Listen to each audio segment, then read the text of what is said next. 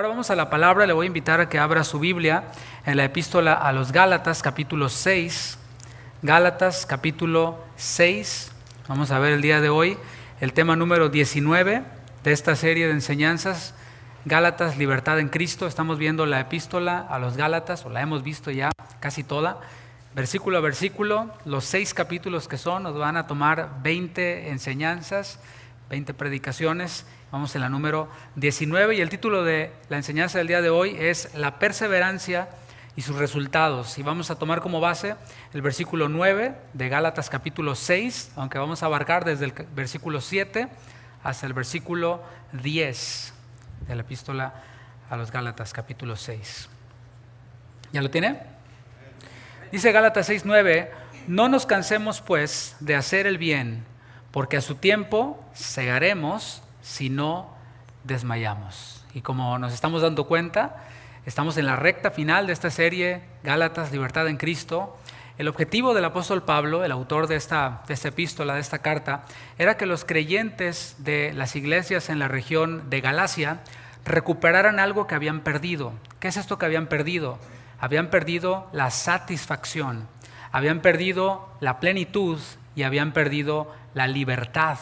Esa libertad que habían perdido a causa de una falsa doctrina que se había infiltrado allí, que ellos habían abrazado, porque falsas doctrinas siempre han habido por todo el tiempo, desde que el Señor Jesús estaba ya ascendiendo y ya estaban surgiendo falsas doctrinas. El problema es que haya creyentes quienes abracen estas falsas doctrinas, y estos cristianos gálatas habían abrazado esa falsa doctrina. Ahorita vamos a recordar cuál era, pero veamos el capítulo 4, versículo 15 para agarrar vuelo y llegar hasta la porción que nos corresponde el día de hoy, para que veamos qué es lo que habían perdido según el mismo texto bíblico. Les pregunta el apóstol Pablo en el capítulo 4, versículo 15 a los cristianos en Galacia: ¿dónde pues está esa satisfacción que experimentabais?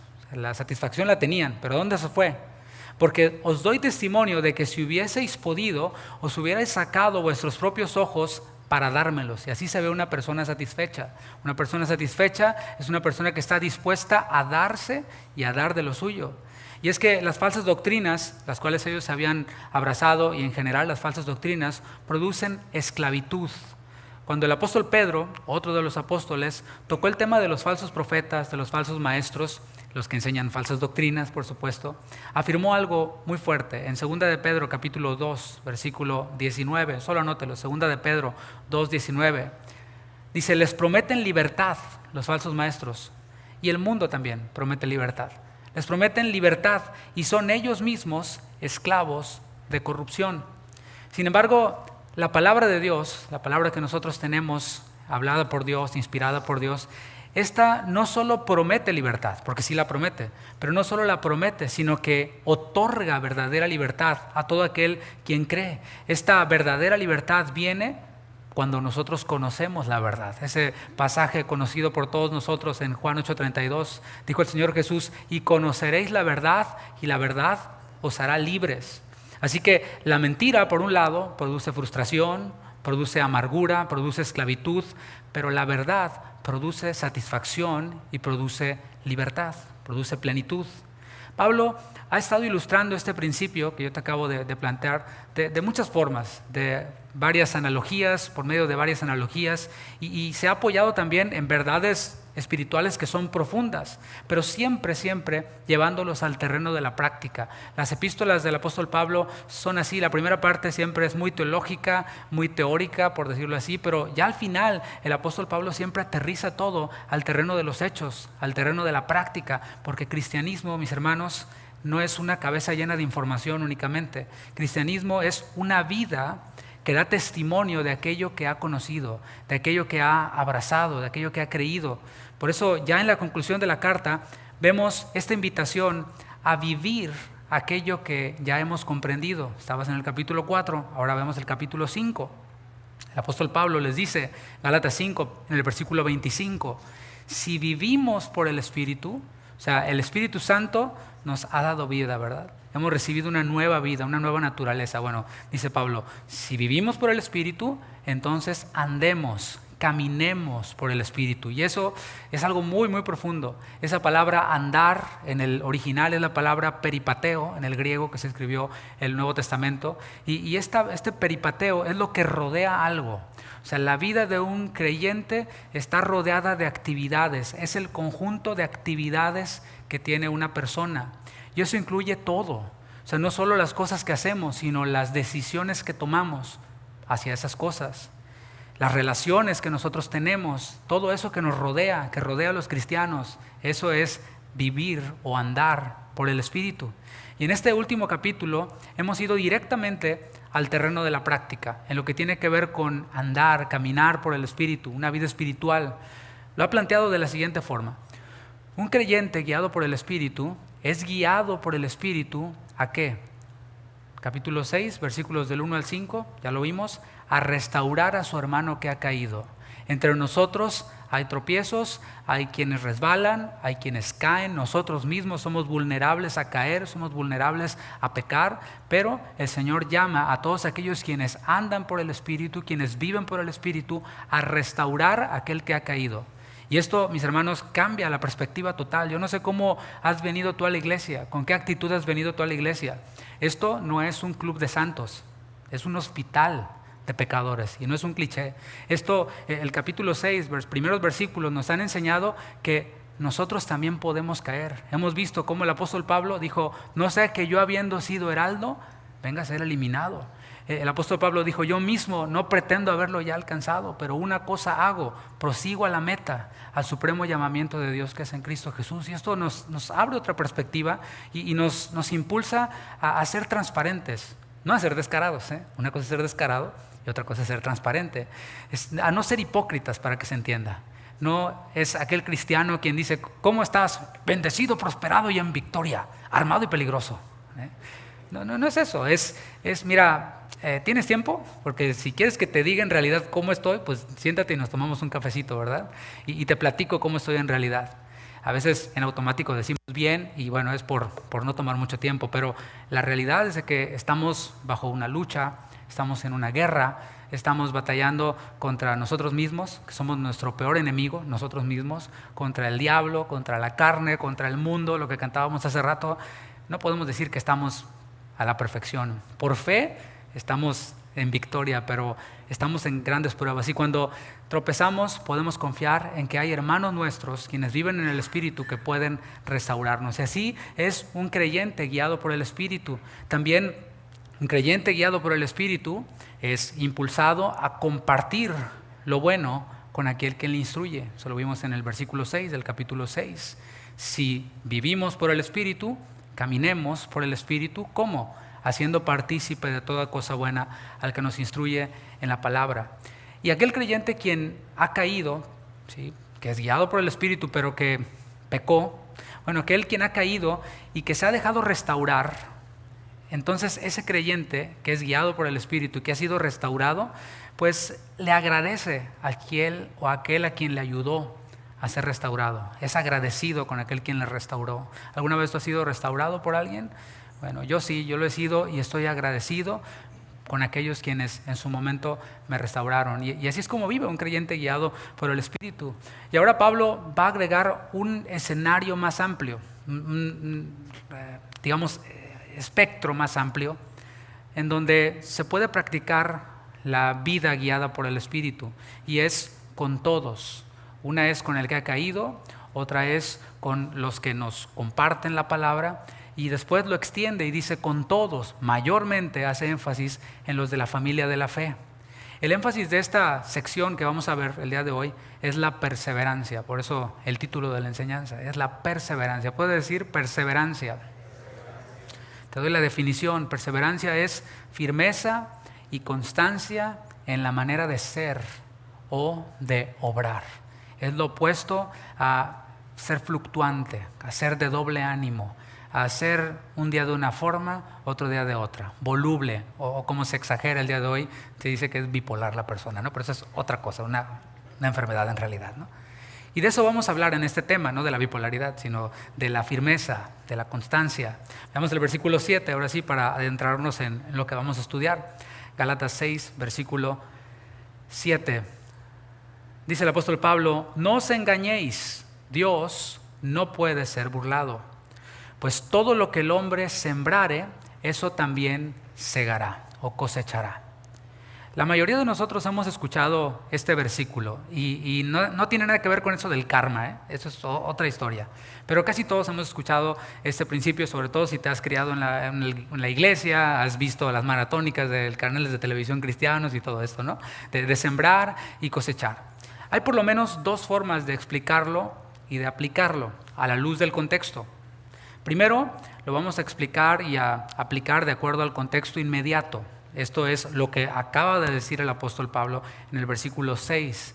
En el versículo 6 dijo, el que es enseñado en la palabra, haga partícipe de toda cosa buena al que lo instruye. ¿Sí? Y la interpretación, de acuerdo al contexto inmediato, es natural. O sea, si nosotros sembramos, ¿cómo? Haciendo partícipe al que nos instruye en la palabra, si nosotros sembramos toda cosa buena con ellos, ¿qué vamos a cosechar? Vamos a cosechar bendición.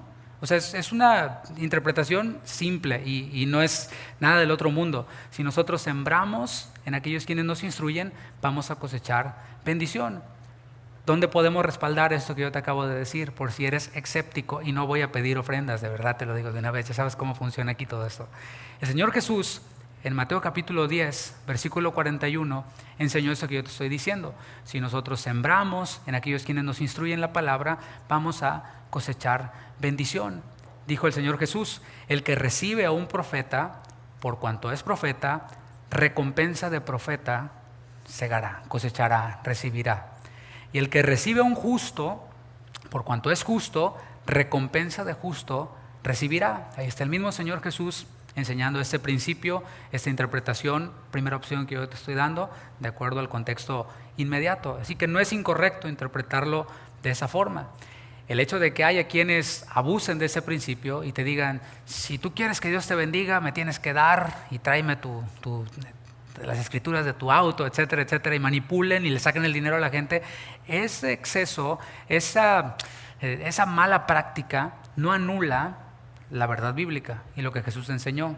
Y esto es algo que debemos de mantener en nuestro corazón. El hecho de que haya falsas prácticas no anula lo que está escrito en la palabra, porque esto nadie lo puede cuestionar, lo que está escrito, nadie lo puede anular, nadie lo puede borrar. ¿Cuántos dicen amén?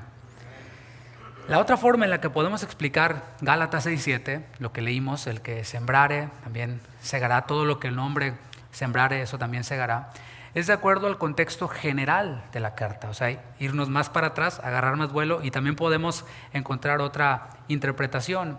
¿Cuál es el contexto de toda la carta? Te lo dije al principio, es la libertad. Es lo que habían perdido los gálatas por abrazar falsas doctrinas. Es la libertad en Cristo, específicamente en el tema de las obras de la carne, en contraste con el fruto del Espíritu. Por un lado están las obras de la carne, que vamos a mencionar en un momento, pero tú más o menos te acuerdas. Y por otro lado, el contraste, lo opuesto, es el fruto del Espíritu, lo que produce el Espíritu de Dios que vive en nosotros los creyentes. Esta interpretación está respaldada por el contexto posterior, o sea, lo que viene después de lo que leímos, del versículo 7. A ver qué tal andan en su teología. ¿Qué viene después del 7? Qué bárbaros, son unos eruditos, me encantan, los amo. En el versículo 8 vemos esta interpretación más amplia. Dice, porque el que siembra, aparece esa palabra clave, el que siembra para su carne, de la carne segará corrupción. Carne, mis hermanos, todos entendemos que tiene que ver con la naturaleza del hombre, esa tendencia que está en nosotros. Todos los seres humanos tenemos una tendencia, una inclinación al pecado. Y ese pecado puede estar en diferentes presentaciones. Hay quienes su inclinación es el tomar lo que no es suyo, hay otros que jamás tomarían algo que no es suyo, pero se inclinan hacia la lujuria, etcétera, ¿no? Pero todos tenemos alguna inclinación. Dice, el que siembra para su carne, de la carne, de esos deseos, segará, cosechará, ¿qué? Corrupción. Mas el que siembra para el Espíritu, del Espíritu, segará, cosechará, ¿qué? Vida eterna. Ambas interpretaciones son correctas, las dos que te he dado. No se oponen Al contrario, yo diría que se complementan, ¿cierto? Están allí las dos y se complementan. Ahora regresemos al versículo 7 para meditar en una realidad que no queremos dejar de lado. Dice el versículo 7 en la primera parte: no os engañéis, Dios no puede ser burlado. De Dios nadie se burla. Esa es la verdad en la que queremos meditar ahora. Nadie puede burlarse de Dios. Lo hemos visto este martes en el discipulado, en la clase que veíamos en el Zoom. Por cierto, los que no se conectan, los seguimos invitando. Y meditábamos todos y compartíamos testimonios, experiencias de esta realidad, de cuántas personas han desperdiciado su vida creyendo que están en pos de una religión, pero después se decepcionan, porque no se trata solamente de oír la palabra, sino se trata de oír y hacer. De Dios nadie se burla. En aquel día nadie va a poder presentar su cristianismo made in China, ¿sí?, delante de Dios y va a engañar a Dios y se le va a pasar a Dios y va a decir: ay, sí, pásale, ¿sí?, todo bien contigo, cuando fue algo que no fue genuino. Es verdad, por un lado, la Biblia nos enseña que Dios es amor, es lo que dice el apóstol Juan, en primera de Juan 4, versículo 8, dice así explícitamente: Dios es amor. Es verdad, pero también la misma Escritura nos revela que Dios es justo y que de ningún modo va a tener por inocente al culpable, ¿sí? Si hay un juez que tiene por inocente a un culpable, ¿dirías que es un juez justo? No. Bueno, ¿quién dice entonces, o qué nos hace pensar que Dios va a tener por inocente al culpable cuando Él es santo, santo, santo? ¿Y cómo conciliamos esta justicia de Dios con su amor en Jesucristo? Como dice Romanos 2, versículo 6, dice que cada uno pagará conforme a sus obras. Estamos viendo la justicia de Dios. No existe una vida en el Espíritu paralela a la que la Biblia presenta. O sea, la vida en el Espíritu, la vida cristiana, no es como el combo que tú vas al restaurante, ¿verdad? Quiero mi hamburguesa, pero la quiero sin pepinillos, la quiero con doble queso, no la quiero con tomate, la quiero con papas, pero las papas grandes. O sea, la vida cristiana está aquí, está escrita aquí. No es a la medida, no es a la manera de cada quien. No hay una vida en el Espíritu que sea paralela a la que la Biblia nos presenta. Hay quienes dicen, no sé si tú has oído esto: pues yo soy cristiano a mi manera. ¿Has oído eso? Yo sigo a Dios a mi manera. Ahí tienes a alguien que cree que Dios es Burger King, o sea, que puedes ir y hacerlo custom, ¿verdad? Y hay quienes, diciendo esto, se rehúsan a obedecer lo que la palabra claramente enseña. Y ahí está lo que dice la palabra. Pero ellos dicen: no, yo soy así. Así, ahí está lo que dice la Biblia, yo no le hago así, pero Dios conoce mi corazón. Y claro que lo conoce. El que parece que no lo conoces eres tú mismo, quien piensas así. La Biblia, dicen personas, la Biblia dice que me congregue, por poner un ejemplo, pero pues yo le hago a mi manera, ¿sí? La Biblia dice que me discipule en comunión con otros creyentes, pero yo le hago a mi manera. Dios conoce mi corazón. Bueno, hacer eso es autoengañarse. No engañamos a Dios, nos engañamos a nosotros mismos. Así como lo planteó el versículo 3. ¿Qué dice el versículo 3? Dice: el que se cree ser algo, no siendo nada, a sí mismo se engaña.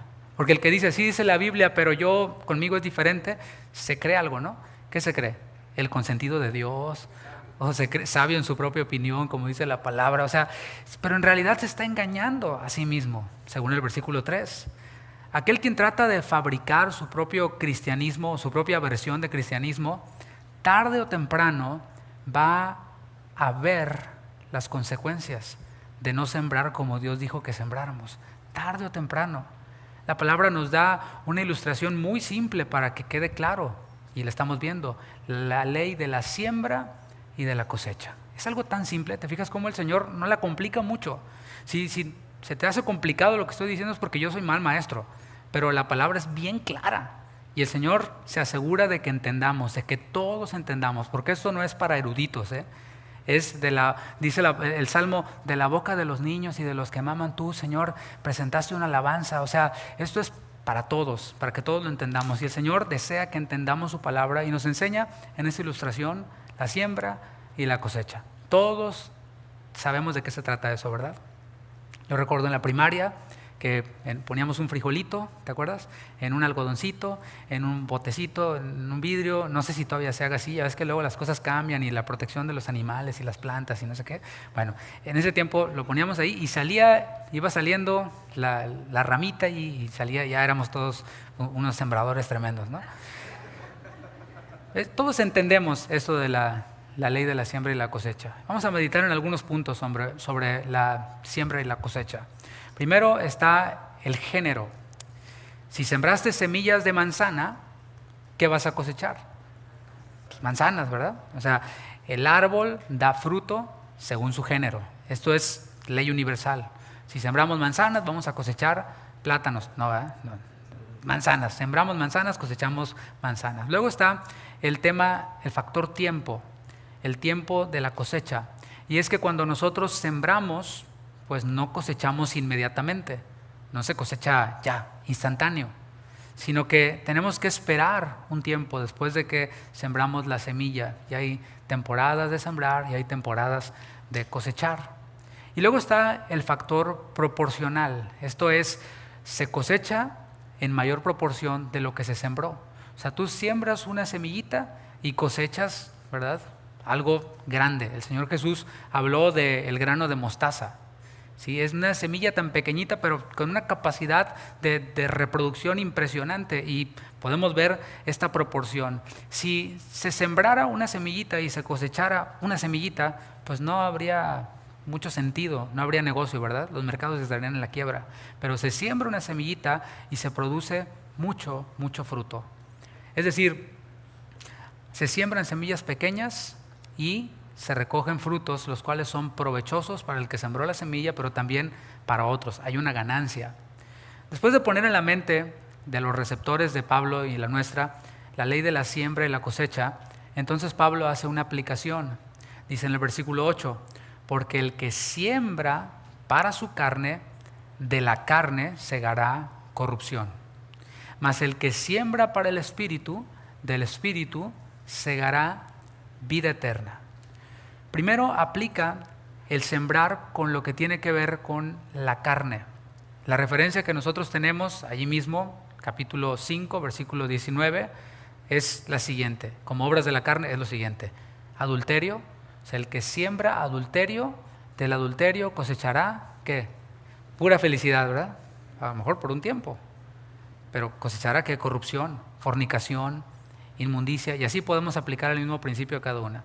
Lascivia, idolatría, hechicerías, enemistades, pleitos, celos, iras, contiendas, disensiones. Parece que estoy describiendo una telenovela de esas de Telemundo, ¿no?, de Univisión. Herejías, envidias, homicidios, borrachera, orgías y cosas semejantes a estas. ¿Qué es lo que cosecha una persona que siembra en estas cosas? Según la palabra, según el texto, corrupción. Esta palabra corrupción es la palabra griega phtora, con F al principio, phtora.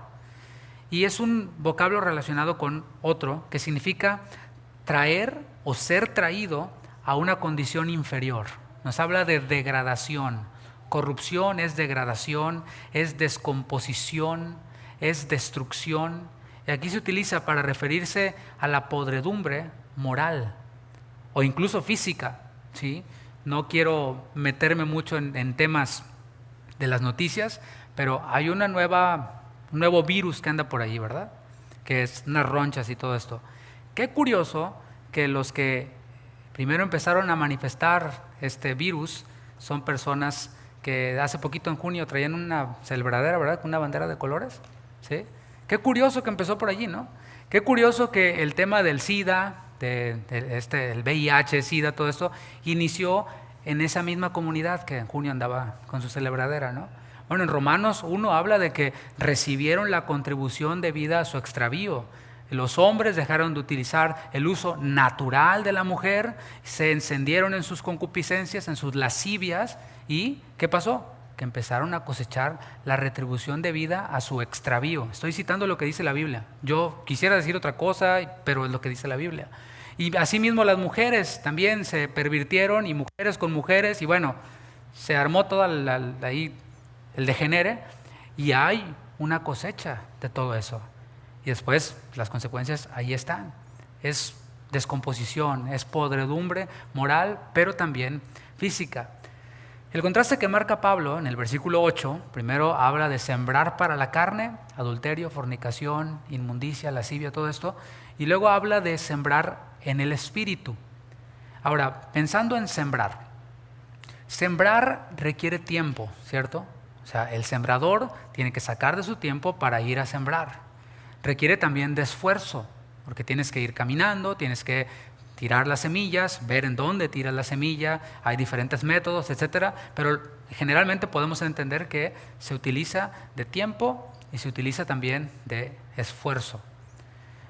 Así que sembrar en el espíritu, según el mismo contexto de Gálatas, es llevar nuestra propia carga. Lo vimos esto. Es ocuparnos de lo que contribuye con nuestra propia santificación. Nadie es responsable de mi propia santificación más que yo mismo. Hay otros quienes contribuyen con ella, pero yo soy responsable de mi propia santificación. Y esto es el tiempo que nos ocupa sembrar, el esfuerzo que nos ocupa sembrar en el espíritu. Es también restaurar a mi hermano. Restaurar a mi hermano que ha caído requiere de mí que yo utilice de mi tiempo, que yo utilice de mi esfuerzo para hacerlo, salir de mí mismo, estar en la comunidad de creyentes, porque si no estoy, pues nunca me voy a enterar de quién necesita ser restaurado, ¿verdad?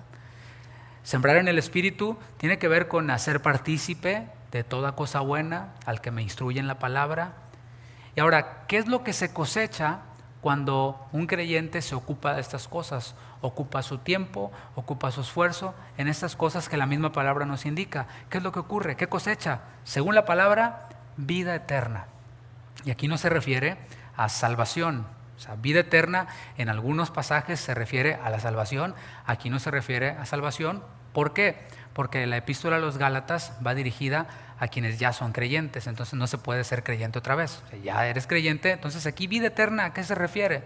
Se refiere a lo que vimos en el inicio: libertad, plenitud, gozo. Esto es lo que tiene que ver con vida eterna, vida abundante, la cual es descrita en el capítulo 5, versículo 22. Dice: amor, gozo, paz, paciencia, benignidad, bondad, fe, mansedumbre, templanza. Esto, mis hermanos, nos habla de una abundancia, de la abundancia y de la vida, abundante que hay en nosotros. Eso es el fruto que se cosecha cuando se siembra para el Espíritu, el carácter de Cristo formado en nosotros. Si queremos desarrollar el carácter de Cristo, nosotros, cada uno de nosotros, hemos de sembrar en el Espíritu, sembrar en el Espíritu. Y aquí hemos visto algunos puntos bastante prácticos. Hablando de objetivos, me he descubierto que soy una persona que casi siempre voy a los objetivos. Después de un tiempo me regreso a ver el objetivo. Y es buena esa práctica, porque cuando regresamos o recordamos el objetivo, a veces nos damos cuenta de que vamos medio desviados. Entonces, ¿qué hay que hacer? Bueno, retomar, cambiar cosas, ¿no? La pregunta aquí es, hablando de objetivos, ¿qué es lo que queremos cosechar? ¿Tú qué quieres cosechar? Piénsalo. Pero es una pregunta muy profunda. Dice la palabra: ¿andarán dos juntos si no estuvieran de acuerdo? Pues no. O sea, por eso digo que es profundo, porque en un matrimonio, si cada uno tiene objetivos diferentes, ese matrimonio no va a perdurar. O si simplemente uno de los dos no tiene objetivo, es difícil. O si los dos no saben cuál es el objetivo, está peor, ¿sí? En una relación de amigos, en una relación de pastor hacia su rebaño. O sea, ¿cuál es tu objetivo, hermano? A mí me interesa saber cuál es tu objetivo, porque si tu objetivo es uno distinto, no al mío, sino al de la palabra, tenemos un problema. No, esto tiene fecha de caducidad, no vamos a llegar muy lejos, ¿sí? Hay quienes se acercan a Dios buscando bienestar terrenal. Es únicamente lo que buscan, bienestar terrenal. Entiéndase, salud, dinero, aceptación, un grupo de amigos para más fuerte poder cantar, ¿sí? Amigos, pues buena onda, ¿no? Que no tengan vicios. Hay quienes a eso van a la iglesia, ven la iglesia como un lugar en donde, mira, son personas buena onda, ¿sí? Hasta se bañan, ¿verdad? El domingo. Son buena onda y no tienen vicios, me caen bien, hasta te ayudan, hasta a lo mejor te consiguen chamba ahí en la iglesia, está padre, ¿no? Bueno, hay personas quienes llegan así. Y eso, mis hermanos, lo voy a decir suave porque no quiero ofender a nadie, eso es egoísmo. Y era esencialmente lo que los falsos hermanos que se habían infiltrado allí en Galacia les estaban ofreciendo a los creyentes de Galacia. Les estaban ofreciendo aceptación, les estaban ofreciendo cero problemas, pare de sufrir y agrade a Dios al mismo tiempo.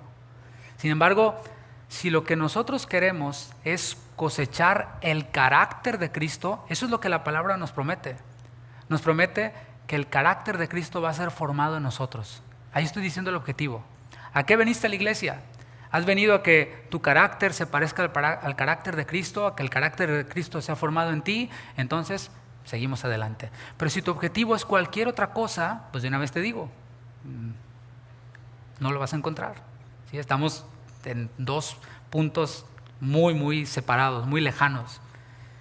Si lo que queremos cosechar es el carácter de Cristo, una verdadera libertad, plenitud, abundancia en el Espíritu, la pregunta es, ¿qué estamos sembrando?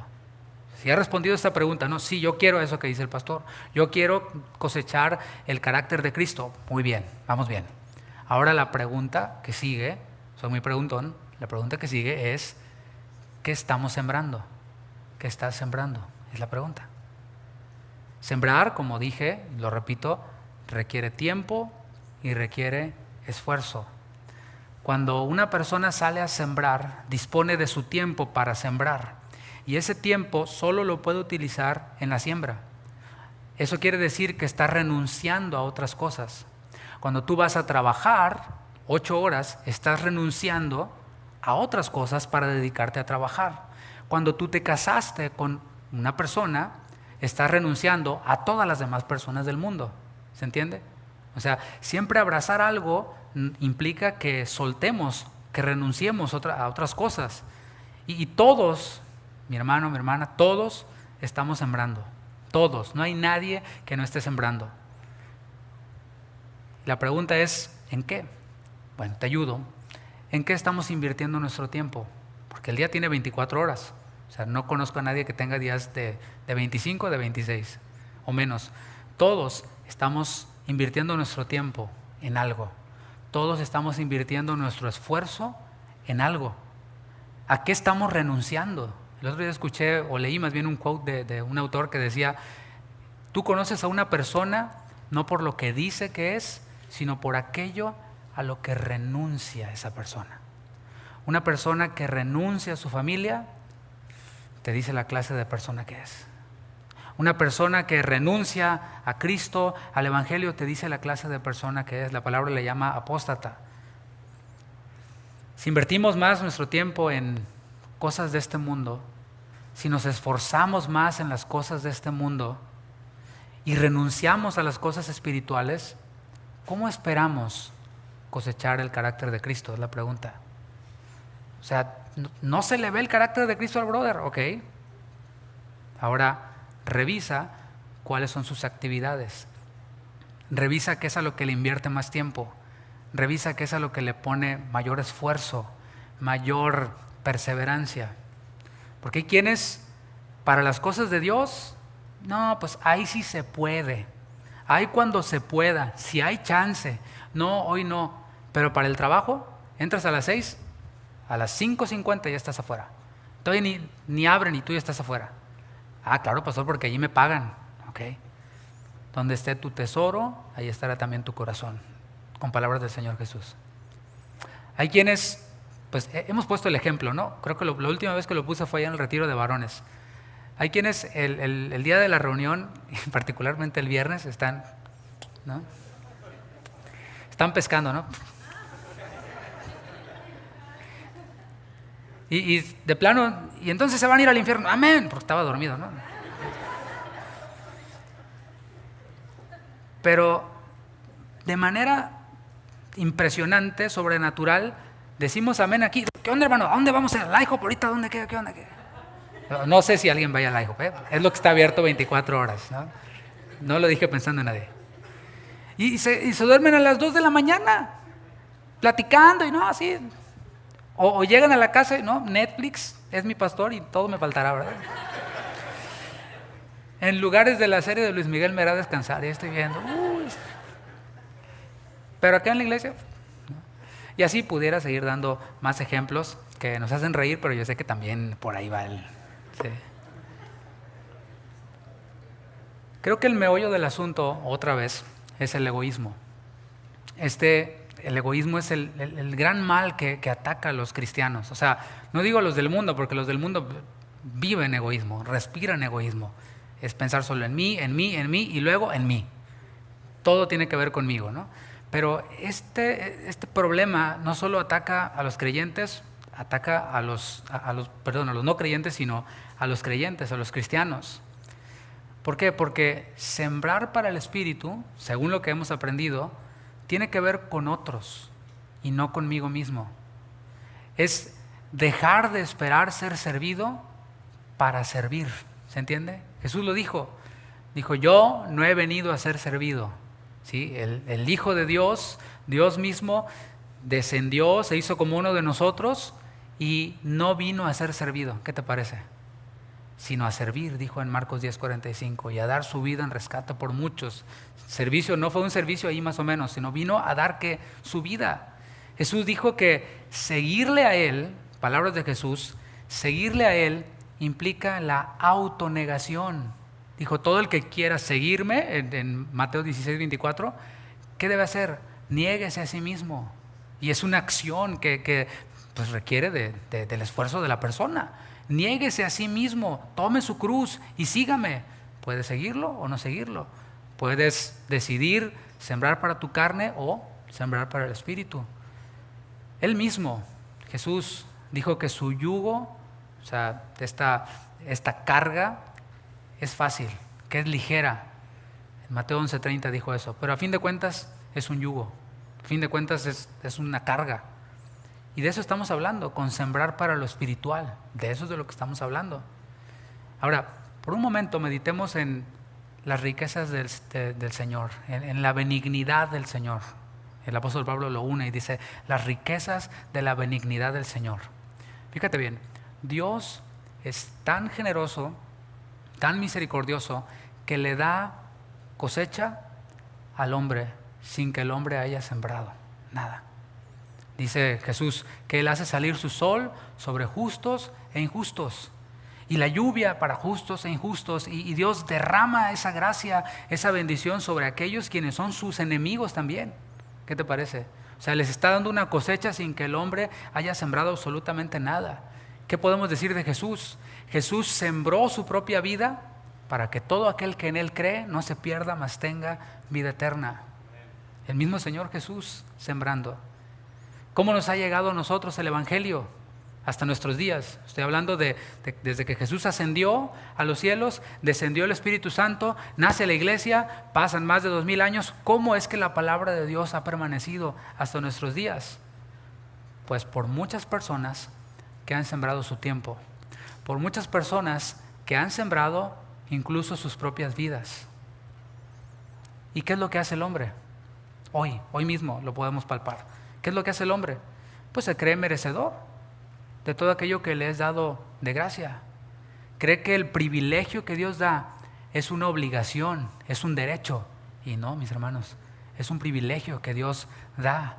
Y cada día que el hombre que no cree en Cristo abre los ojos, es una muestra de la riqueza de la benignidad del Señor, de la misericordia de Dios, porque le está dando oportunidad de que alce sus ojos al Señor y se arrepienta. El Señor ha servido la mesa, usando este lenguaje bíblico. Él ha preparado todo, la mesa está servida y pone a disposición de los creyentes, de nosotros, incluso aquí en esta iglesia local, pone semillas. Él nos da las semillas, no nos manda que las consigamos. Él nos da las semillas para que tomemos esas semillas y las sembremos. Nos da su palabra, ¿sí? Nos da la guía de su Espíritu, nos da una iglesia en donde congregarnos, nos da comunión con hermanos. ¿Y qué hacen algunos? Es la pregunta. Algunos los menosprecian. ¿Por qué? Porque estoy muy ocupado, estoy muy cansado, qué fastidio. Malaquías capítulo 1, te invito a que vayas conmigo, Malaquías capítulo 1. versículo 11 y 12.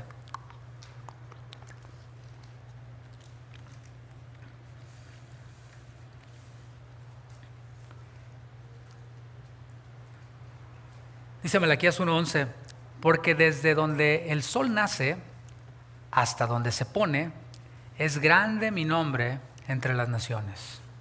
Y en todo lugar se ofrece a mi nombre incienso y ofrenda limpia. Porque grande es mi nombre entre las naciones, dice Jehová de los ejércitos. Y vosotros lo habéis profanado, lo habéis pisoteado, lo habéis contaminado. Cuando decís, inmunda es la mesa de Jehová. Y cuando decís que su alimento es despreciable. O sea, a mí no me suena como algo muy amable esto. O sea, es una exhortación de Dios que nos está diciendo, yo estoy poniendo la mesa. Y ustedes que dicen, eso no me gusta. O sea, hay personas que su lenguaje es pura queja en el mundo. Personas del mundo que no conocen a Dios. Pero, ¿me creerías si te digo que también hay cristianos que su lenguaje es pura queja? Todo no les parece nada, no les parece el gobierno, no les parece la iglesia, no les parece nada en su familia, todo es pura queja, queja, queja, queja. Y el Señor nos da su palabra, pues no le entiendo, pues es que el pastor se tarda mucho, pues es que el pastor habla muy rápido, etcétera, ¿no? Que ¿por qué no hay esto en la iglesia? ¿Y por qué hay esto? Y pura queja, queja, queja, mis hermanos. Eso es lo que está diciendo el Señor aquí, ese es el llamado, ese es el reclamo que Dios está haciendo. Ustedes han profanado el nombre de Dios cuando dicen inmunda es la mesa de Jehová. Es despreciable todo eso. Y a veces no lo decimos con palabras, pero con nuestros hechos lo demostramos. Ahora, yo te invito a que comencemos a reflexionar. ¿Qué es lo que tenemos en nuestras manos de fruto? Estamos hablando de siembra, de cosecha. ¿Qué es lo que tenemos en nuestras manos? ¿Qué fruto tenemos en nuestras manos? Bueno, ese fruto que tú tienes en tus manos, que yo tengo en mis manos, es el resultado de lo que tú has sembrado, de lo que yo mismo he sembrado. Lo que tengo en mis manos es el resultado de lo que he sembrado. No lo puedo explicar de otra manera más simple. No es culpa de mis padres, no es culpa de las circunstancias, del entorno, la educación, el gobierno, el cónyuge, la iglesia, el pastor. No. El responsable del fruto que yo tengo en las manos soy yo mismo. Te pongo un ejemplo, el tema de los falsos profetas, etcétera, ¿no? Pues es que yo vivía en una falsa doctrina y me engañaron y me sacaron todo el dinero. Ok, sí. ¿Y quién te puso una pistola para que lo hicieras? Dios te dio su espíritu y te dio su palabra. Si estabas ahí es porque, pues, como que te faltó escudriñar la palabra. Pero cuando empezaste a escudriñar la palabra, a sembrar semillas en el espíritu, empezaste a cosechar discernimiento desde la palabra, y fue entonces cuando saliste de aquel lugar, etcétera, ¿no? Cada uno somos responsables de las semillas que hemos sembrado. Ahora, necedad, voy a usar esa palabra, necedad, es querer seguir sembrando las mismas semillas y cosechar algo diferente. Eso es necedad. Es sembrar la misma semilla, cosechar lo que produjo esa semilla y enojarme y reclamar y rasgarme las vestiduras y decir, Señor, ¿por qué a mí? Es lo que tú sembraste. No puedes esperar otra cosa. No se puede resistir la tentación sin estar lleno de la palabra. Vámonos de manera más práctica. ¿Por qué sigo cayendo en el mismo pecado? ¿Has sembrado algo diferente? Porque en Mateo capítulo 4 vemos cómo el Señor Jesús fue tentado. Él fue tentado en todo, dice la palabra, pero sin pecado. Y el mismo Satanás le tentó. Tú conoces cómo fue esta tentación de Jesús, y si no, lee Mateo capítulo 4. Y cada respuesta que el Señor le dio a Satanás fue, escrito está, cállese. Y lo volvió a tentar, escrito está también. Y esta vez lo tentó con la palabra, le dijo, cállese. Tercera vez, escrito está. Pero mis hermanos, si no estamos llenos de la palabra, si no leemos la Biblia, si no la estudiamos, si no la meditamos, si no la reflexionamos, va a venir la tentación y nos va a derrumbar. Si hemos sembrado otras cosas, no se puede estar firme contra las acechanzas del diablo, que es real. El diablo no es un personaje mítico, no, es real según las Escrituras, y yo creo lo que dice la Biblia. Y no podemos estar firme contra las acechanzas del diablo si no tenemos puesta la armadura de Dios, la cual está en Efesios? Dice, pónganse toda la armadura de Dios. ¿Para qué? Para que puedan estar firmes contra las acechanzas del diablo. Pero en vez de ponerme una armadura, me pongo el traje de Superman. O sea, eso déjalo para Caleb, que anda por aquí, con el de Batman. O sea, no puedo vivir un cristianismo paralelo y esperar que voy a resistir las acechanzas del diablo. No se puede disfrutar de una familia en armonía, la cual todos queremos.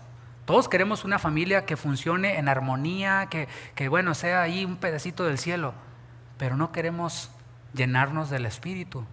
Porque en la misma epístola a los Efesios habló primero, cristianos, no se embriaguen con vino, más bien sean llenos del Espíritu, cantando entre vosotros con himnos, con salmos, con cánticos espirituales, dando siempre gracias a Dios en vuestros corazones. Y luego dice, casadas estén sujetas a sus maridos. Maridos, amen a sus mujeres como Cristo amó a la iglesia. No provoquen a ira a sus hijos. Hijos, obedezcan a sus padres. O sea, el tema de la familia en la Biblia, más extenso, va conectado a la llenura del Espíritu. ¿Qué nos dice eso? Sembrar en el Espíritu, llenarme del Espíritu, va a producir una familia en armonía. Pero si lo último que hay en mi vida es la Biblia, lo último que hay en mi vida es un conjunto de actividades que tienen que ver con lo espiritual, ¿cómo espero tener una familia en armonía? Versículo 9. No nos cansemos, pues, de hacer el bien, porque a su tiempo segaremos si no desmayamos. La vida en plenitud, que es de lo que estamos hablando, la vida en libertad, no se trata solamente de dejar de hacer cosas, ¿sí? Hay quienes piensan que el cristianismo es dejar de fumar, dejar de tomar, ponerte la falda, la hermana, ¿no? O sea, no, pantalón, no, la falda. O sea, cristianismo para algunos es una lista de do's and don'ts. Pero, mis hermanos, no se trata solamente de dejar de hacer lo malo, porque Alcohólicos Anónimos también le quita lo borracho a algunos, ¿sí? Hay, no sé, hay actividades que nada tienen que ver con Dios y te ayudan a apartarte de cosas malas, de cosas negativas, de las malas vibras, ¿no? Que les llaman. No se trata de dejar de hacer lo malo, se trata de practicar lo bueno. De eso se trata, de hacer el bien. Y no como una imposición. Tengo que ir a ayudar, tengo que ir a visitar, No es por imposición, es por gratitud. Porque cuando yo soy receptor de la gracia de Dios, cuando yo he recibido el perdón de Dios y realmente lo puedo palpar, entonces nadie me tiene que andar empujando, nadie me tiene que andar manipulando, presionando. No. Es algo natural, por gratitud, por amor, por su Espíritu en mí, soy guiado. Él produce en mí el querer como el hacer por su buena voluntad. Y esto es esencial en esta serie que ya está a punto de terminar. El yugo de Cristo, la ley del amor, el costo del discipulado, no lo cumplimos con nuestras fuerzas, no es con nuestras fuerzas. Lo tomamos de su plenitud. De su plenitud nosotros tomamos y gracia sobre gracia, dice la palabra. Te lo recuerdo, Juan capítulo 15. El Señor Jesús les habló en parábolas y le dijo, yo soy la vid, vosotros los pámpanos. Yo soy el tronco que está plantado junto a corrientes de agua y ustedes son las ramas. Separados de mí, nada pueden hacer. O sea, si ustedes están separados, desarraigados de mí, ¿qué les va a pasar? Se van a secar, se van a morir. Desde el Señor Jesús es que fluye todo lo bueno. La restauración que yo le otorgo a mi hermano quien ha caído no proviene de mí, proviene de Él. Esa mansedumbre, porque dice restáurenle con espíritu de mansedumbre. Esa mansedumbre no es mi mansedumbre, más bien yo soy mensedumbre, pero mansedumbre no, ¿sí? Esa mansedumbre yo la tomo de Cristo y se la doy así como la recibí a alguien. Compartir con los que me enseñan la palabra, lo tomo de Él, porque toda buena dádiva y todo don perfecto proviene de Él, y todo lo que yo tengo proviene de Él, así que lo que doy no es mío, simplemente soy un canal para bendecir a otros. La clave aquí nuevamente es permanecer, diga permanecer. Porque el versículo que veíamos dice, no nos cansemos pues de hacer el bien. Y permanecer es lo opuesto a cansarse. Esta palabra cansarse es la palabra encaqueo y es carecer de valor, ¿sí? O sea, no solamente de fuerzas, sino de valor. Hay quienes tienen las fuerzas, pero lo que no tienen es el valor para echar a andar esas fuerzas. Es perder el ánimo, es ser de poco ánimo. Vivir a Cristo, mis hermanos, no es de una vez al año. Hay quienes no, si ya viene Semana Santa, y ahora que venga Semana Santa voy a ir a la iglesia y voy a llorar cuando pasen la película de la Pasión, ¿sí? Y ya viene Navidad y ay, sí, me voy a acordar del niño Jesús, del niño Dios. Y nomás me acuerdo de Dios una vez al año o dos, y eso ya es. Y bueno, si hay boda, pues también vamos, ¿no? La boda. ¿Y va a haber mole después? Bueno, ni se diga, ahí estaré. Pero no es de una vez al año, tampoco es de una vez a la semana. Ya me toca ir a misa el domingo. Es según Jesús. No, por favor, no vayan a decir, es que el pastor dijo, no. Palabras de Jesús. Todo aquel que quiere ser mi discípulo, tome su cruz cada domingo, cada año, no, cada día. Es cada día. Estamos llamados a no cansarnos de hacer aquello que contribuye con mi propia santificación, no la del otro. Si mi amigo no quiere, si mi compa no quiere, si mi cónyuge no quiere, es mi propia santificación. ¿Qué estoy haciendo yo? Es no cansarme de aquello que contribuye con mi santificación. Orar, no te canses de orar, no te canses de leer la Biblia, no te canses de congregarte. ¿Cuántas personas yo he visto que comienzan muy entusiasmados? Los he visto, o sea, no tenemos mucho tiempo como iglesia, pero he visto a muchas personas que no, sí, pastor, usted dígame, y no, ahorita lo que quiera usted, pastor, y tal. Y así empieza, pero luego nomás oyen los grillitos, brillan por su ausencia. Empezaron bien, pero se cansaron. Se dejan atrapar por el egoísmo. Y atrapados por el egoísmo, se puede ver la decadencia. Hasta que ya llegan tan bajo que empiezan a decir cosas como, pues es que ahí no me valoran. Pues, ¿de qué se trata, no? O sea, aquí estamos para valorar a Cristo. Es la iglesia cristiana, no es la iglesia de Don Pancho. O sea, estamos para atesorar, para valorar a Cristo y su cruz. Es que ahí no me valoran. Es que aquí yo no encajo. Pues, ¿qué eres alfilero? ¿Qué onda, brother? O sea, es que allí no hay amor. Tuve un problema y nadie me ayudó. A ver, ¿dónde están? ¿Dónde están los que cantaban aleluya? Tuve un problema. Por lo general, personas que hablan así son las que nunca sembraron. Esperaron cosechar, pero nunca sembraron. La epístola a los Hebreos nos es muy útil para entender eso que yo te estoy diciendo. Este último punto, ya casi en la conclusión. La epístola a los Hebreos fue escrita a cristianos en el primer siglo, una primera generación de cristianos que eran hebreos, y ellos estaban siendo perseguidos, estaban siendo tentados a negar su fe. Esa era la tentación que ellos tenían, era renunciar a su fe, porque su fe en Cristo les estaba trayendo problemas, y no crees que problemas de que, ay, me cerraron mi canal de YouTube, esa es la persecución de ahora, ay, y tenía muchos suscriptores. No. Sus vidas estaban en peligro. Y allí fueron animados por el autor de la epístola a los Hebreos, no tenemos el nombre, quién lo escribió, Hebreos capítulo 10, por ejemplo, fueron animados a perseverar. Y me encanta porque no nada más les dice perseveren, sino que les dice cómo perseverar. Hebreos 10, versículo 23. Hebreos 10, 23.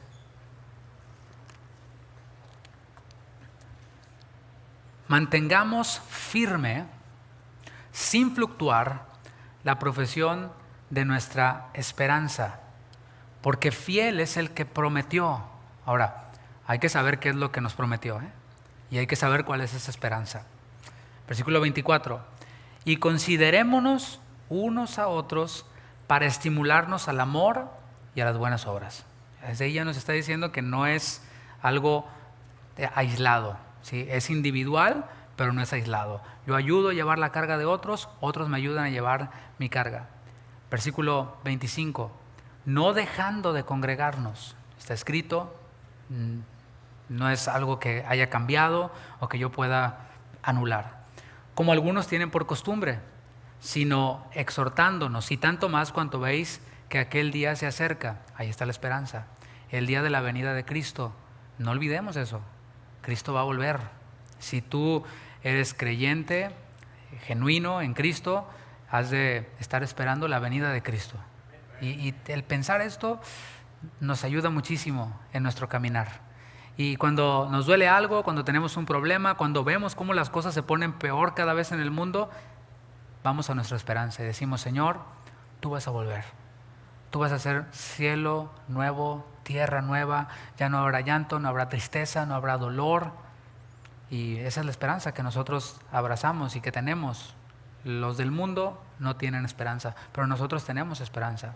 Ahora el versículo 39, fíjate el lenguaje que utiliza el autor de la epístola a los Hebreos, para que veas que cristianismo no es ahí, ay, pues sí, gloria a Dios. No. Dice, pero nosotros no somos de los que retroceden para perdición.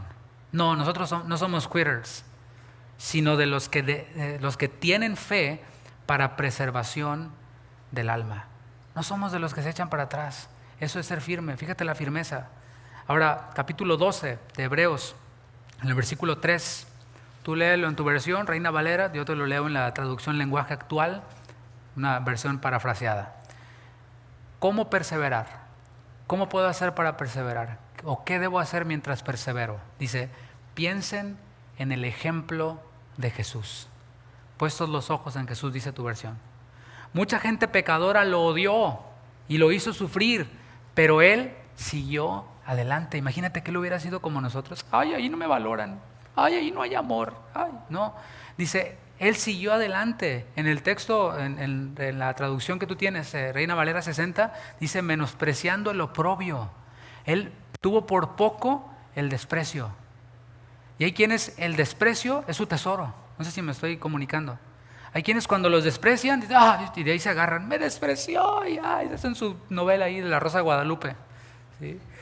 Pero Jesús menospreció el oprobio, lo avergonzaron, lo ofendieron y Él lo menospreció. Por eso, ustedes no deben rendirse ni desanimarse, porque tenemos un modelo que es Cristo, quien no se rindió, quien siguió adelante, quien perseveró. Estamos llamados a no cansarnos de hacer el bien a nuestros hermanos. ¿Le hice el bien a mi hermano? Bueno, no te canses. Estamos llamados a restaurar al hermano que ha caído. Y eso tiene muchas implicaciones. O sea, no es solamente alguien quien cayó en pecado. Te voy a referir a Mateo 18. Si tu hermano peca contra ti. Porque dices, bueno, si él cayó, pero cuando, que no se meta conmigo, porque ahí sí va a arder Troya, ¿no? Si tu hermano peca contra ti, ve y repréndele estando tú y él solos. Si te oyere, has ganado a tu hermano. O sea, el objetivo es que mi hermano, quien pecó contra mí, sea restaurado. Porque si me ofendió es porque ha dejado de permanecer seguramente. Pero tenemos que buscar la restauración del hermano o de la relación. Estamos llamados a no cansarnos de hacer el bien. ¿Por qué? Porque el Señor Jesús, precisamente en ese contexto, por eso te refiero a Mateo 18, porque Pedro le preguntó a Jesús, Señor, ¿hasta cuántas veces perdonará a mi hermano que peca contra mí? ¿Hasta 7? O sea, se quiso ver bien generoso. ¿Hasta 7? El Señor Jesús le dijo, no, mi hijo, no te digo 70, o no te digo 7, perdón, sino hasta 70 veces 7. Y luego le habla acerca de esto que acabo de mencionar yo. Así que no nos cansemos. El perdón es algo continuo. ¿Cuántas veces he de perdonar a mi hermano cuando cae, cuando peca contra mí y viene para ser restaurado? Ilimitado. O sea, si alguien te ofende y te pide perdón y lo arreglan, no lleves la cuenta. Perdónalo. Perdonar es soltar, es liberar.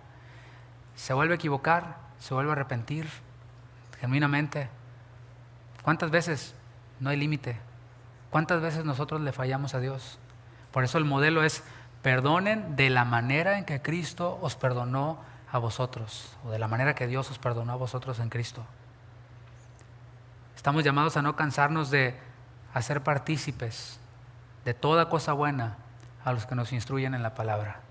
Yo espero no tener que hacer más la invitación y que ya sea algo automático en nosotros, en creyentes, y no nos cansemos de hacer el bien. Volviendo a Gálatas 6:9, vamos a ver la promesa que hay para el que persevera.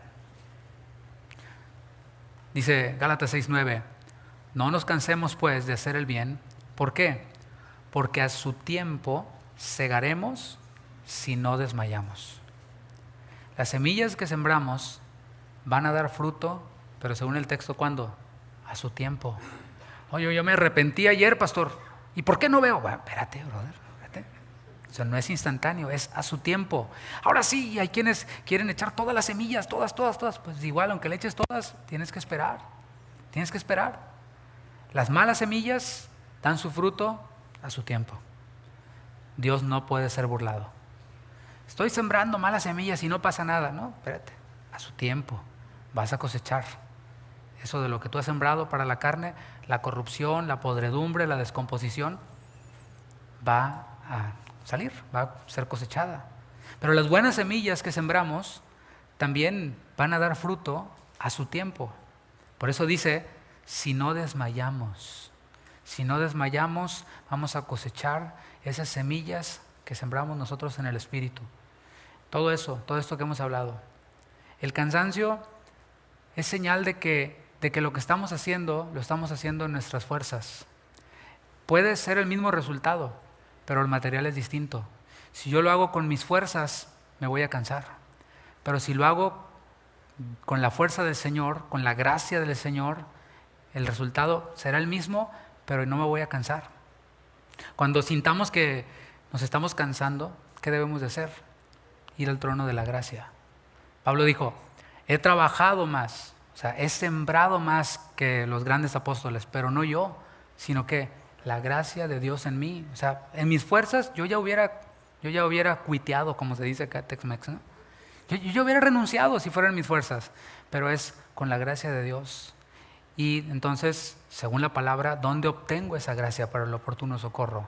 En el trono de la gracia, en la comunión con Dios, y es perseverar allí.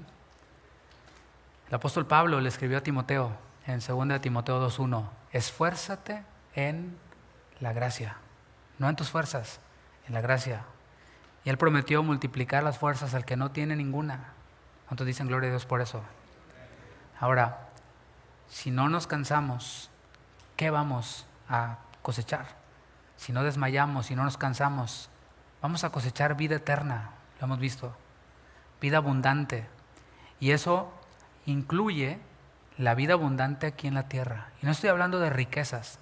Esta mañana estábamos orando mi esposa y yo y meditábamos en la vida abundante que trae el Señor en cuanto a lo material. El Señor Jesús prometió y dijo que nos iba a dar sustento, comida, abrigo, ropa y un techo donde vivir. ¿Sí? Es lo que el Señor promete y garantiza para sus hijos. Y nos pone en comparación con los pajarillos. Esos comen todo el tiempo. Ayer fuimos a cenar mi esposa y yo y andaban unos mapaches por allá afuera. ¿Sí? Unos raccoons.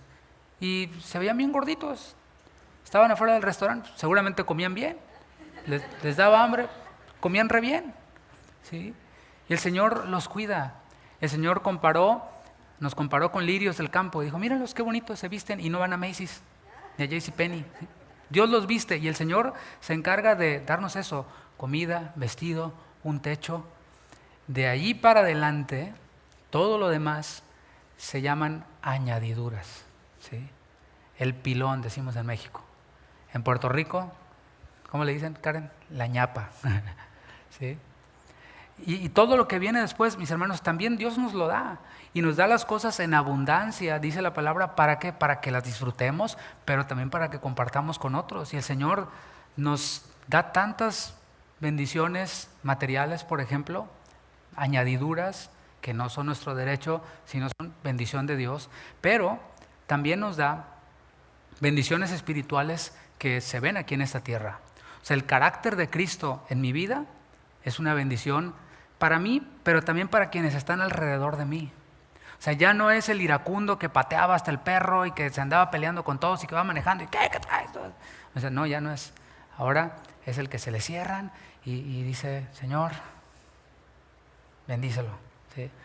Y tienes ese dominio propio y tienes, el carácter de Cristo, ¿no? Lo hemos visto cuando vimos el fruto del Espíritu.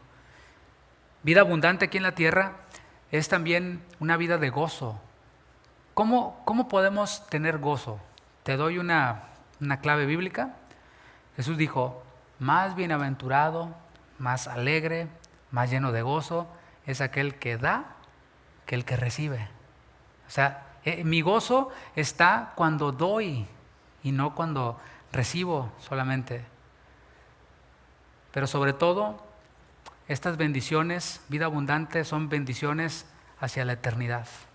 Son esos galardones de los que habla la palabra, esas coronas que nos serán dadas para arrojar a los pies del Señor. La palabra habla de que los cristianos estaremos ante un tribunal, el tribunal de Cristo, en donde cada uno recibirá recompensas de acuerdo a lo que hizo aquí, ya como cristiano. ¿Sí? Y yo te estoy hablando de algo que no conozco, ¿sí? En la práctica, pero que lo creo por fe porque lo dice la palabra. Y llegará aquel día en donde algunos le dirán, Señor, Señor, en tu nombre esto y aquello, y el Señor les dirá, apártense de mí, nunca os conocí, hacedores de maldad. Pero habrá otros quienes recibirán recompensas. La mirada de Cristo de fuego va a traspasar todas sus obras que hicieron estando en Cristo, y van a permanecer aquellas que no fueron hechas en sus fuerzas, sino que tomaron de la gracia. El apóstol Pablo les llama oro, plata, piedras preciosas. Están también las de madera, heno, hojarasca, que el fuego las quema. Esas son las que hice yo con mis fuerzas. Son las que yo hice de mi cosecha, que las hice y dije, mira qué chulada. ¿Sí? Pero allá no van a tener ningún valor. Esos son los tesoros de los que habló Jesús cuando dijo en el Sermón de la Montaña, tú te debes de acordar. Dijo, hagan tesoros en el cielo, donde la polilla y el orín no corrompen. O sea, esfuércense por sembrar para el Espíritu. Y ustedes están atesorando en un banco que no se va a la quiebra, en un banco en donde no entran los ladrones. Porque el gozo que nosotros experimentamos cuando sembramos en otros, cuando nos damos nuestro tiempo a otros, ese gozo nadie nos lo puede quitar, nadie lo puede robar. El Señor dijo, no se hagan tesoros aquí en la tierra, porque aquí en la tierra esos tesoros que nosotros hacemos, esos ídolos que nosotros levantamos, esas personas o cosas que ponemos en el lugar de Dios, todo eso se corrompe, todo eso es incierto, todo eso tarde o temprano nos va a decepcionar. Pero el Señor se preocupa por nuestro gozo, se ocupa de nuestro gozo poniéndonos todo esto. Versículo 10 de Gálatas 6. Así que, según tengamos oportunidad, hagamos bien, ¿a quién? A todos, y mayormente a los de la familia de la fe. No nos cansemos. Las oportunidades para sembrar, para el Espíritu, se van a dar cuando nosotros quitemos los ojos de nosotros mismos, cuando hagamos a un lado el egoísmo. Si nosotros hacemos a un lado el egoísmo, que a veces se disfraza de algo válido, es que yo tengo derecho de, espacio en blanco, lo que tú quieras ponerle. Ok, pero déjame te lo recuerdo, cristianismo tiene todo que ver con renunciar a mis derechos. Jesús renunció, Filipenses 2, ¿a qué? A estar a la diestra del Padre. ¿Sí? No renunció a su divinidad, renunció a estar a la diestra del Padre y descendió, se hizo como uno de nosotros y estando en la condición de hombre, se humilló hasta la muerte y muerte de cruz. Eso es cristianismo, de eso es de lo que estamos hablando. Y cuando yo renuncio a mis derechos, llámese tiempo, llámese esfuerzo, entretenimiento, válido, etcétera, para ponerlo en otros, es cuando se abren esas oportunidades. Esta semana, aquí el pastor Juan y yo salimos a orar por personas que están enfermas. Y el Señor nos bendijo tanto en esos lugares. Había un gozo, no sé, yo lo podía ver en Juan, aunque siempre está sonriendo, ¿no? Pero un gozo distinto. Y mis hermanos, cuando nosotros disponemos de nuestro tiempo para darlo a otros, hay ese gozo que el Señor nos puede dar. No, no es que va uno buscando dinero, no, no nos dieron nada, o sea, no íbamos buscando eso, pero salimos llenos de gozo, salimos bendecidos. Tuvimos oportunidad de, yendo a orar por otras personas, de predicarles el Evangelio a personas que no hubieran venido aquí. Pero el Señor nos llevó allá y eso trae gozo para nosotros. Saliendo de ahí voy a Subway y en una plática casual con la empleada me dice que tiene cáncer y se arranca a llorar. Y le digo, ¿puedo orar por ti? Me dijo, sí. Y se salió del mostrador y se vino y lloré por ella. ¿Sí? Yo no iba a ir a ese lugar, pero por una razón, guía del Espíritu, di la vuelta y me metí a ese Subway particularmente, porque el Señor tenía una cita con esta mujer. Bueno, estas oportunidades, y no me estoy poniendo como lo máximo, no, esto es para todos, ¿eh? O sea, si tú dispones tu tiempo, si quitas los ojos de ti mismo, vas a experimentar lo mismo o quizás cosas mayores que estas. Pero esto ocurre cuando quitamos los ojos de nosotros mismos, cuando empezamos a ver a otros. Se van a empezar a dar esas oportunidades para sembrar en el Espíritu, esas oportunidades para restaurar al hermano que ha caído, se van a dar cuando estemos en comunión con nuestros hermanos. Si no, no. Nunca vas a saber lo que es restaurar a un hermano que ha caído si no estás en la comunión con los hermanos. Nunca vas a experimentar la oportunidad de que te restauren si has caído, si no estás en comunión con los hermanos. Esas oportunidades para ser partícipes de toda cosa buena a los que nos enseñan la palabra se van a dar cuando asistamos al salón de clases, cuando estemos en comunión. ¿Entiendes la analogía? Mateo 5:38. El Señor no excluye a nadie. Nosotros somos llamados a hacer el bien, aún a los incrédulos. De eso quiero hablarte brevemente. Por eso dice, según tengamos oportunidad, hagamos bien, y dice a todos. Y eso incluye a los incrédulos. Porque hay quienes, yo nomás con mis hermanos de la iglesia, los incrédulos, ni me hablen, ni me vean. No. Jesús dijo en Mateo 5:38, oísteis que fue dicho, ojo por ojo y diente por diente. Pero yo os digo, no resistáis al que es malo. Antes, cualquiera que te hiera en la mejilla derecha, vuélvele también la otra. Y al que quiera ponerte a pleito y quitarte la túnica, déjale también la capa. Y a cualquiera que te obligue a llevar carga por 1 milla, ve con él 2. Al que te pida, dale. Y al que quiera tomar de ti prestado, no le rehuses. ¿Te fijas cómo es más que no tomes, no fumes, no vayas al baile? O sea, estamos hablando de otro nivel, ¿no? Oísteis que fue dicho, amarás a tu prójimo y aborrecerás a tu enemigo. Pero yo os digo, amad a vuestros enemigos, bendecid a los que os maldicen, haced bien a los que os aborrecen y orad por los que os ultrajan y os persiguen, para que seáis hijos de vuestro Padre que está en los cielos, para que demuestren que son hijos de vuestro Padre que está en los cielos, que hace salir su sol sobre malos y buenos, y que hace llover sobre justos e injustos, porque si amáis a los que os aman, ¿qué recompensa tendréis? Así que fácil, ¿no? ¿No hacen también lo mismo los publicanos, los incrédulos? También aman a los que los aman. Y si saludáis a vuestros hermanos solamente, ¿qué hacéis de más? ¿No hacen también así los gentiles? Sed pues vosotros perfectos, como vuestro Padre que está en los cielos es perfecto. Y la perfección es esto que está mencionando aquí. El hacer el bien tiene además un área de afecto especial. Está hacer el bien a todos, lo que leímos ahora, pero dice el versículo 10 de ahí de Gálatas 6, la segunda parte, está este afecto especial. Dice, y mayormente a los de la familia de la fe. Tenemos una responsabilidad mayor con los hermanos. ¿Por qué? Porque somos hijos de un mismo Padre. O sea, el Señor no está enseñando nada fuera de lo natural para que lo entendamos.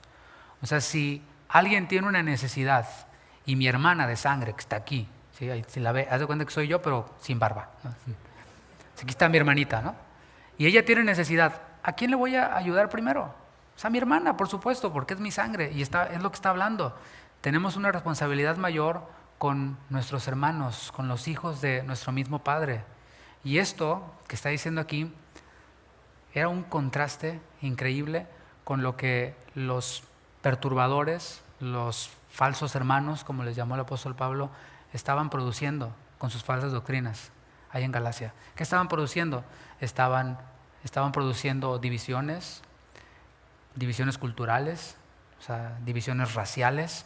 Yo soy judío, tú eres gentil, tienes que hacerte judío como yo para que entonces sí tu salvación sea válida. Provocaban arrogancia, porque el que ya se había circuncidado ya andaba, ahora sí yo ya soy de la sana doctrina, ¿sí? Provocaban irritación, provocaban envidias, eso es lo que provocaban. Pero fíjate cómo Pablo los está llevando. Hagamos bien a todos, mayormente a los de la familia de la fe. Yo te invito a que te pongas de pie y vamos a concluir aquí.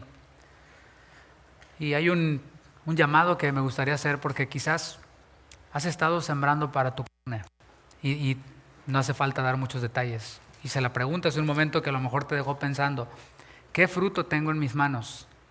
Bueno, eso que está allí es el resultado de aquello en lo que yo he sembrado. Y si has estado sembrando para tu carne, hay buenas noticias. La buena noticia no es que yo voy a orar por ti y de pronto va a aparecer un fruto diferente al que sembraste. No, aunque quisiera, no se puede, ¿sí? Pero la buena noticia es que puedes hoy comenzar a sembrar nuevas semillas. Comenzar hoy, no lo dejes para mañana. No seas como Faraón. Cuando estaba esta plaga de las ranas, entonces dijo, mañana me pongo cuentas con Dios para que se acabe la plaga. No, es ahora.